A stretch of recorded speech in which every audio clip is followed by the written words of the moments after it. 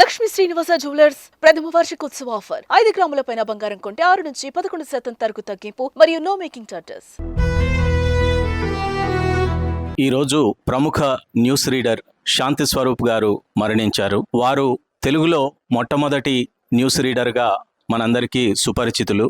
వైవిధ్యభరితమైన ఉచ్చారణతో చాలా ఆకట్టుకునే విధంగా ఆయన వార్తలు చదివేవారు. ఆయన వార్తలు చదివే శైలిని చాలామంది మిమిక్రీ కళాకారులు కూడా ఇమిటేట్ చేసేవారు. ఆ రోజుల్లో ఆయన చాలా ఫేమస్ ఈ మిమిక్రీ ఆర్టిస్ట్లో వారి వాయిస్ అనుకరణ చేయడంలో. అలాగే వారి జీవితంలో చాలా విశేషాలు ఉన్నాయి. వారు రాజకీయంగా కూడా చాలా ఫేమస్ అయినటువంటి యాంకర్. అందరు రాజకీయ నాయకులతో సత్సంబాలు ఉన్నటువంటి ఒక వ్యక్తి. అదేవిధంగా చాలామంది న్యూస్ రీడర్స్కి నేడు ఆయన ఎంతో ఆదర్శప్రాయమైన వ్యక్తి. ఆయన శైలిని అనుకరించడానికి చాలామంది యాంకర్స్ మరియు న్యూస్ రీడర్స్ కూడా ప్రయత్నిస్తూ ఉంటారు. సో ఈరోజు మనతో అక్షరాల తోవ సాహితీ సంస్థకి చెందినటువంటి దాసరోజు శ్రీనివాస్ గారు మనతో ఉన్నారు. వారిని అడిగి ఆ శాంతి స్వరూప్ గారి గురించి కొన్ని విషయాలు తెలుసుకుందాం. చెప్పండి సార్. ఈరోజు చాలా బాధాకరమైన రోజు అండి. శాంతి స్వరూప్ గారు బుల్లితెర తొలి నాళ్లలో చాలా చక్కటి న్యూస్ చదివి అందరి హృదయాల్లో నిలిచిపోయినటువంటి వారు శాంతి స్వరూప్ గారు. వారు న్యూస్ చదివారంటే ప్రతి ఒక్కరూ ఒక విధమైనటువంటి అనుభూతికి లోనయ్యేవారు. అంటే ఎలాంటి విషయాన్నైనా కూడా చాలా చక్కగా మన హృదయం లోతులోకి ఒదిగిపోయేలా వారి న్యూస్ చదవడంలో వారు దిట్ట. ఇంకొకటి ప్రాంప్టింగ్ లేకుండానే వారు సొంతంగా, ఇంకోటి కంఠస్థంతో న్యూస్ని కంఠస్థం చేసి చదివేటువంటి ధీరులు వారు శాంతి స్వరూప్ గారు. అదేవిధంగా వారు ప్రతి ఎలాంటి విషాద ఘటనలు జరిగిన, వరదలు, సునామీ ఇలాంటి వచ్చిన విపత్కర పరిస్థితులలో ఒక న్యూస్ రీడరు ఆ న్యూస్ను ప్రజల్లోకి తెలియజేయాలన్నప్పుడు ఆ విషయాన్ని తన ఓన్ చేసుకొని, అంటే ఆ బాధను కూడా మనసులో ద్విగుణీకృతం చేసుకొని ఆ వార్తను ప్రజల్లోకి అందించేవారు. నిజంగా అలాంటి న్యూస్ రీడర్ ఈరోజు లేకపోవడం అనేది చాలా బాధాకరం. వారి యొక్క ఆత్మకు శాంతి చేకూరాలని కోరుకుందాం. అలాంటి న్యూస్ రీడరు ఈ మధ్య కాలంలో చాలా ఇంటర్వ్యూలు చేశారు. వారు ఒక మాట అనేవారు, ఇప్పుడు ప్రస్తుతం ఉన్న పరిస్థితిలో న్యూస్ రీడర్స్కు మీరేమన్నా సూచన ఇవ్వగలుగుతారా అన్నప్పుడు వారు ఒక మాట అన్నారు. అది ఇప్పటికీ నాకు గుర్తు. న్యూస్ను చదవడం కాదు, చెప్పండి అనేది ఒక చక్కటి సందేశాన్ని ఇచ్చారు. అంటే ప్రజల్లోకి మనం ఒక వార్తను తీసుకెళ్తున్నాం అంటే అది చెప్పగలగాలి. మనం ఏదో చూసి చదివినట్లుగా ఉండకూడదు అనేటువంటి ఒక మాటను గట్టిగా సమాజంలోకి తీసుకెళ్లేటువంటి వారు శాంతి స్వరూప్ గారు. శాంతి స్వరూప్ గారికి మనందరం ఈరోజు గట్టిగా నివాళి అర్పిద్దాం. వారి యొక్క ఆత్మ శాంతి చేకూరాలని చెప్పేసి కోరుకుందాం.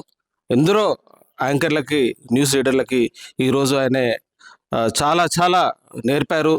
ఆయన చూసి ఆయన యొక్క మాటలు వింటూ మనం ముందు ఇంకా చాలా నేర్చుకోవాలని కోరుకుంటూ వారికి శ్రద్ధాంజలి ఘటిస్తున్నాను. సో చాలా బాధాకరం అండి. యావత్ ఈ రోజున యాంకర్స్ కానీ, న్యూస్ రీడర్లు కానీ చాలామంది మనం చూస్తూ ఉన్నాం. కానీ అందరికి కూడా ఒక ఆది గురువులక, ఒక ప్రథమంగా అంటే మొట్టమొదటిసారిగా దూరదర్శన్లలో మనము గుర్తు తెచ్చుకునేది వార్తలు అనగానే మనకి ముఖ్యంగా గుర్తుకొచ్చి, ఇంకా ఆ 80s 90s ఆ టైంలో కూడా బ్లాక్ అండ్ వైట్ టీవీలలో మనం 7:30కి 7 గంటలప్పుడు వార్తలు రాగానే ముఖ్యంగా గుర్తుకొచ్చే వ్యక్తి శాంతి స్వరూప్ గారు, మనందరికీ తెలుసు.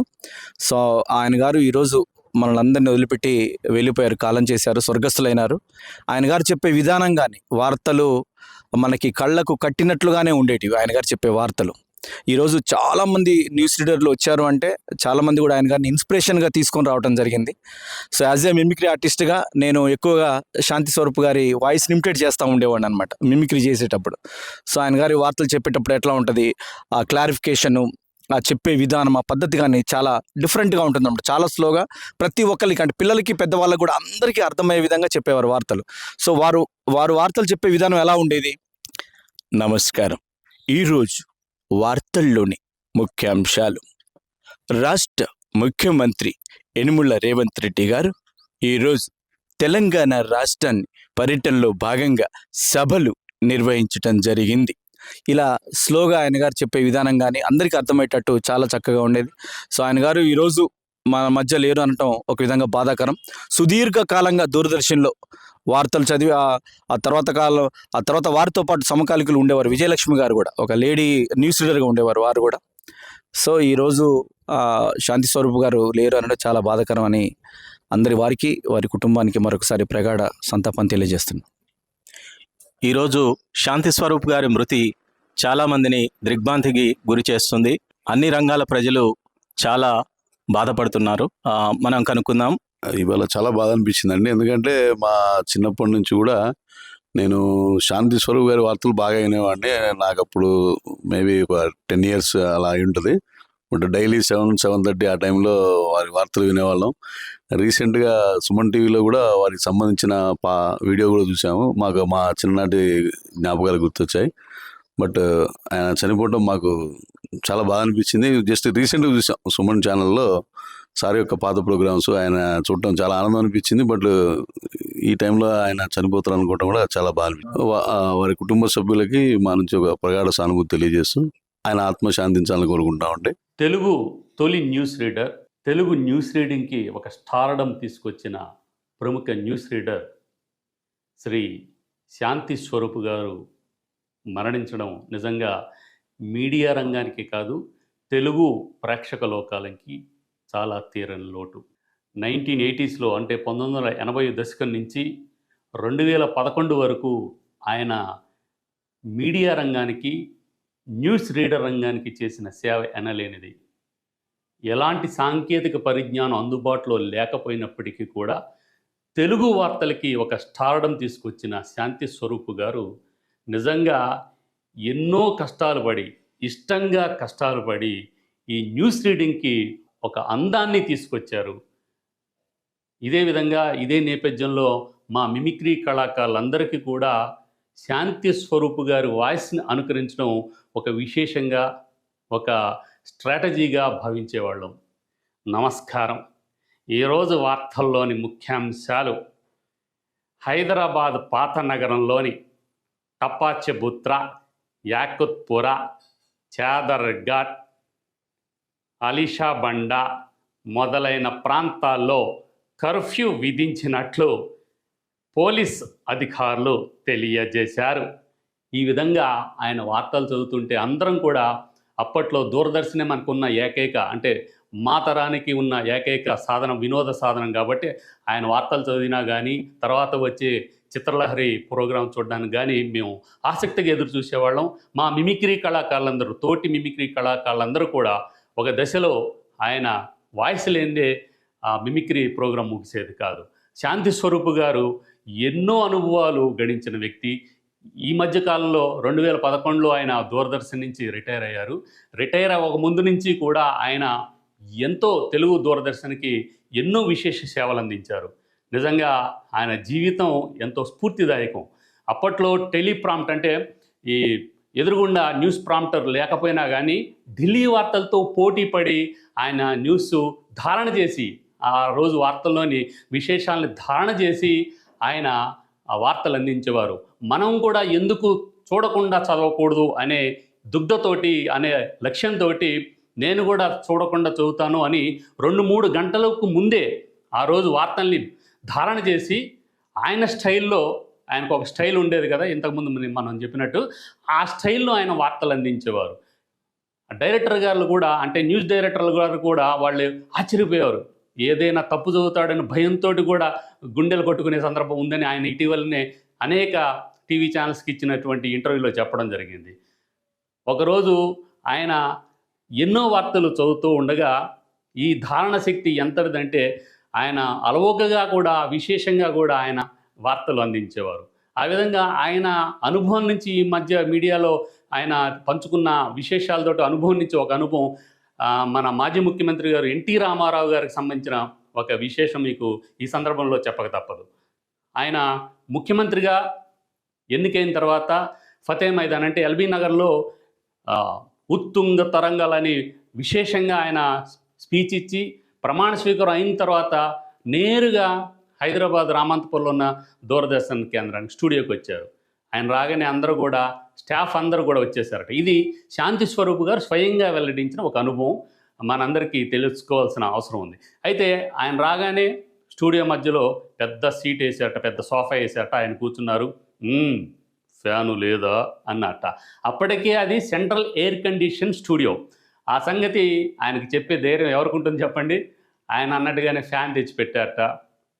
తర్వాత సార్ ఇది ఏసీ స్టూడియోనే, మీరు ఈ విధంగా అంటే ప్రజలను ఉద్దేశించి ప్రసంగించాలన్నమాట ముఖ్యమంత్రి హోదాలో.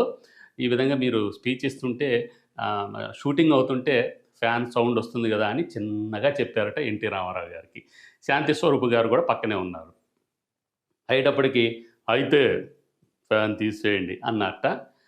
ఆయన స్క్రిప్ట్ చదువుతున్నారట. ఎవరో స్క్రిప్ట్ ఉంటుంది కదా, ఆ స్క్రిప్ట్ చదువుతుంటే ఆయన రాసుకుంటున్నట్ట. ఆయన రైటింగ్ అందరికీ తెలిసిన ముత్యాల కోవలా ఉంటుంది. ఎన్టీ రామారావు గారు రైటింగ్ అద్భుతంగా ఉంటుంది. ఆయన ఇంకోసారి శాంతి స్వరూప్ గారు ఆయన అనుభవంలో ఇది కూడా చెప్పారంట. అంటే స్వయంగా చూశారు కదా, ఆయన రైటింగ్ ముత్యాల కోవలా ఉంటుందని చెప్పారు.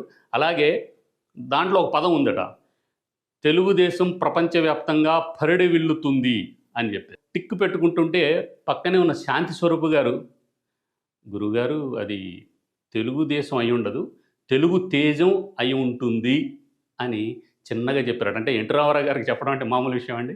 ఆయన చిన్నగా అది తెలుగుదేశం అయి ఉండదు గురుగారు, తెలుగు తేజం ప్రపంచవ్యాప్తంగా పరిడివిల్లుతుంది అనేమో అని అన్నట్ట.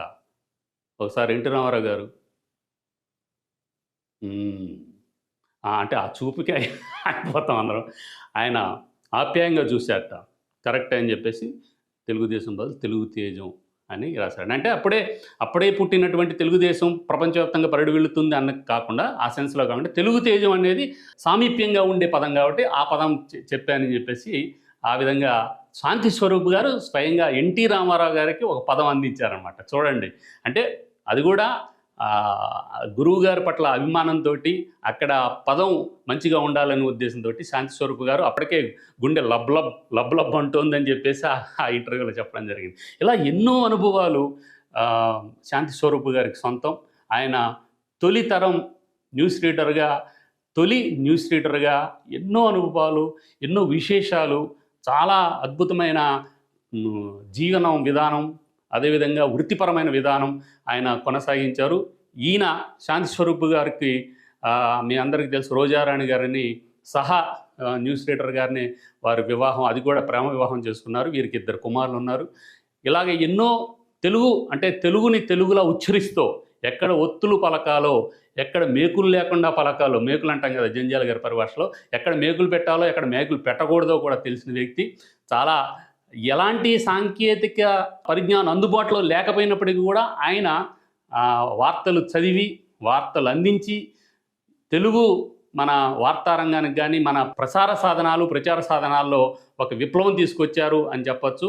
ఈ విధంగా ఆయన లేకపోవడం, ఆయన ఈరోజే మనకి దూరం కావడం అనేది చాలా చాలా బాధాకరం.